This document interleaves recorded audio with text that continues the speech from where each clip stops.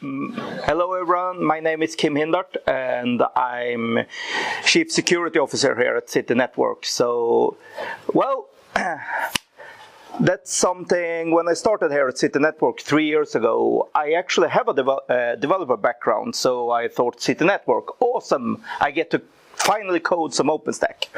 But that dream was thoroughly crushed. A couple of years ago, they actually asked within the company anyone who has knowledge about this with security or stuff, and I raised my hand and said, yeah, I know a bit about security. That's something that I have to call my ex-girlfriend and tell her that I usually say to people, you're the biggest regret of my life. I have to apologize for that one. Saying I knew a bit about security and becoming appointed Chief Security Officer was the biggest regret of my life. So my CEO told me, your life is not over for being involved in security, just the fun part of it. Anyway, I'm here to talk a bit about the upcoming General Data Protection Regulation that the EU so nicely have given us a bit. And since I'm involved in security and compliance, this ends up in my lap pretty much. I usually describe the GDPR as a blind man describing the elephant. It depends a lot on what you're touching. And it's way too big to describe in one session. So if you want to know all the magic solutions to GDPR, well, this is not for you. Sorry to say. I will just give you the tail of the elephant today. But that's a good part for tech people to know. Anyway,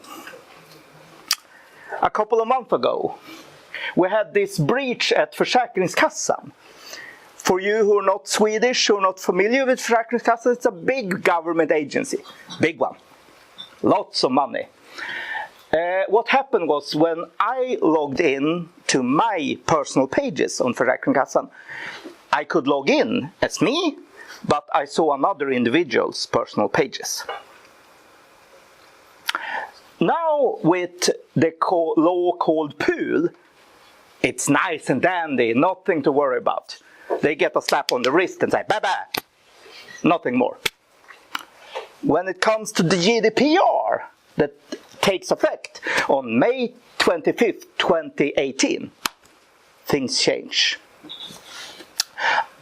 I usually show this because this is Datainspektionen, the government authority put in place to enforcing GDPR, because people don't tend to believe me. This cannot be in Sweden, this cannot be true, this cannot really happen to us. Well, yes it does. This is directly from Datainspektionens webpage. Sorry about the Swedish for you know talking Swedish, but I think you will understand a bit that this is actually what happens. So if you have information about someone's health, if you have a page at Försäkringskassan, it contains information about your health information. Has a specific subject within the GDPR called Article 9. Remember this Article 9, because if you look further down in the GDPR, it says that you can be fined 20 million euro or 4% of your global annual turnover. And it specifically mentions Article 9. So, Försäkringskassan has 200 billion Swedish kronor in turnover.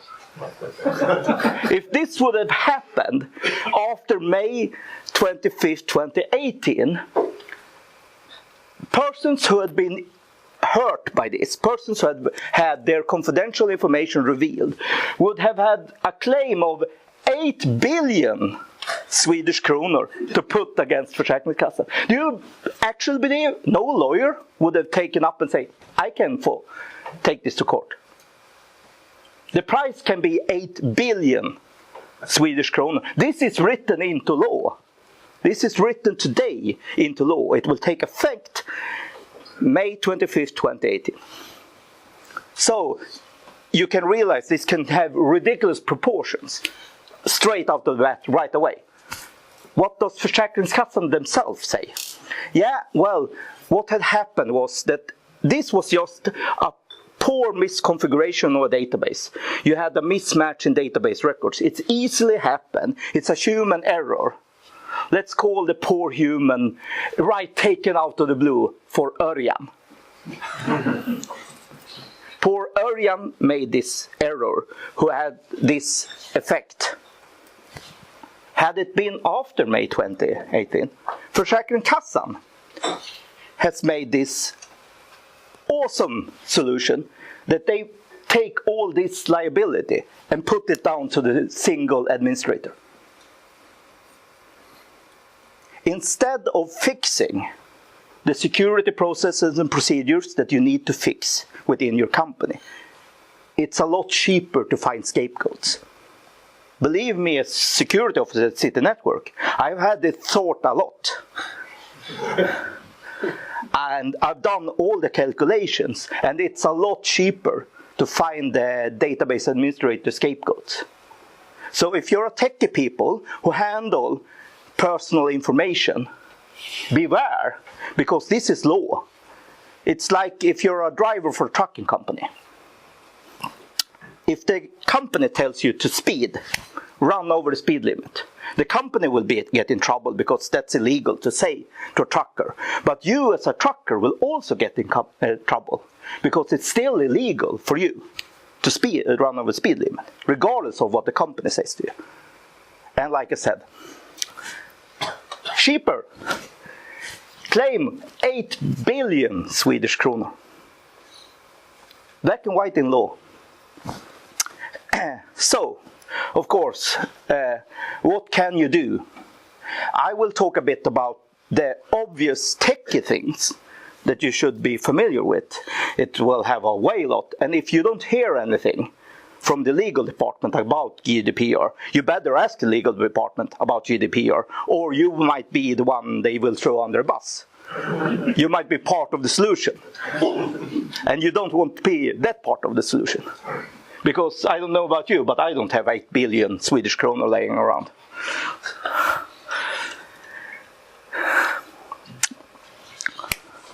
Watch out for some measures in the new GDPR.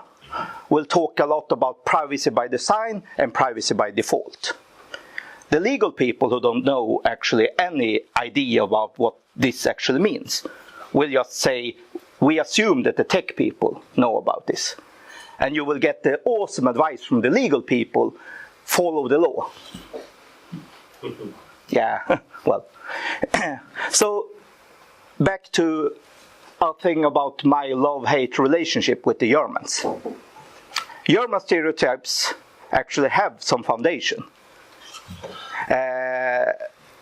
I love the Germans because they're very well, straightforward, they're good. They give proper answers, because the Swedish authorities have a tendency to say, we will neither say yes or no, we will wait and see what the other ones say. The Germans will say, this is how you should do it. The thing is that when you get the demands from the Germans who say, this is how you should be compliant with the GDPR, you're back to this no happy days left in your life, want to throw yourself off the cliff thing. Yeah, that's the Germans, but they are very, very, very straightforward. This is what you should do to be compliant with GDPR. What they mention is, of course, things that you should be aware of from a techie perspective. No end-of-life products. Every product you have has to be vulnerability managed. This will be a huge problem for a lot of companies. If you think back, are we running some type of personal information in systems that are not vulnerability managed anymore? Yeah, just look at our latest trend of ransomware and stuff. Yeah, well, people tend to use Windows XP a lot, and it's not vulnerability managed anymore. So there are, of course, things out there. This is something you need to think about. Same with hardware, and especially think about things that you need to have a lot better logging and monitoring of systems. Who has access and to what type of information do they have access? Who has access to what? This needs to be recorded. Our biggest problem is patch panels. That's something everyone tends to miss when I talk to companies. You need to have patch panels just as secured as your server infrastructure. I can say that even here at City Network, that's not true. We have a lot of patch panels out in the office. Anyone can reach them who actually goes to the office floor. They can sneak in and connect cables, disconnect cables. Are we running unencrypted traffic with sensitive data in these cables? Yes, we are. That's a breach. You need to have thorough record on who's that. If you go to a data center, it's biometrics, it's fingerprints, it's access cards, it's PIN codes, and it's camera surveillance. I can say it's not that at patch panels. So the idea of a modern approach of cybersecurity is something that you need to adopt a lot from a techie side. I usually say that virtualization is your biggest friend when it comes to compliance GDPR. Because with a virtual infrastructure, you can keep logs on everything. You can automate things.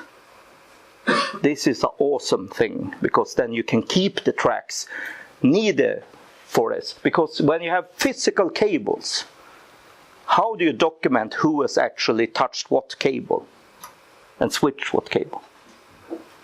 That's a tricky problem. If you have virtual cables, well, that's easy enough. You just keep logs. This is something you tend to overlook. This is something I think will hurt people.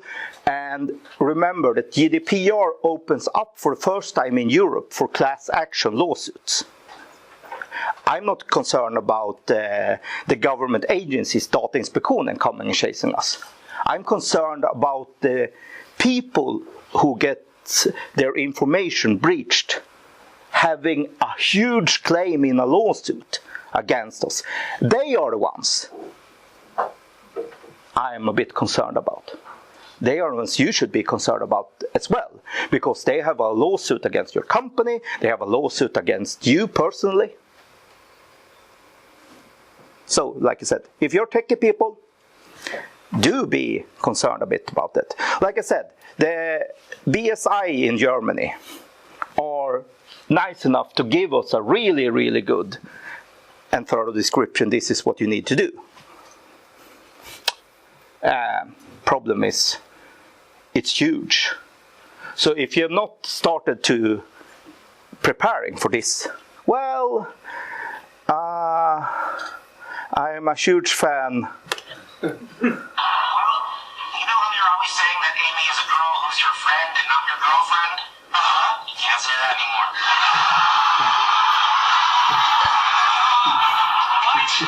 She obviously wants to take your relationship to the next level. I don't want the next level. I like this level. Fix it for me. How am I supposed to fix it? Simple. You want a girlfriend. Amy wants to be someone's girlfriend. Take her off my hands. I give you my blessing. That's insane. You're right. It would never work. Amy finds you tedious. Okay, good luck. Okay, now wait. What am I supposed to do? Have you considered telling her how you feel? I'm a physicist, not a hippie. All right, well, let me see if I can explain your situation using physics. What would you be if you were attached to another object by an inclined plane wrapped helically around an axis? Screwed.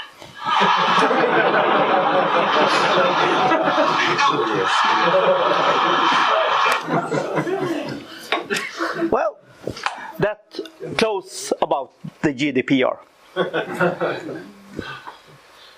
And now we all feel a lot better. Okay, thank you. Thank you very much, Kim. Thank you.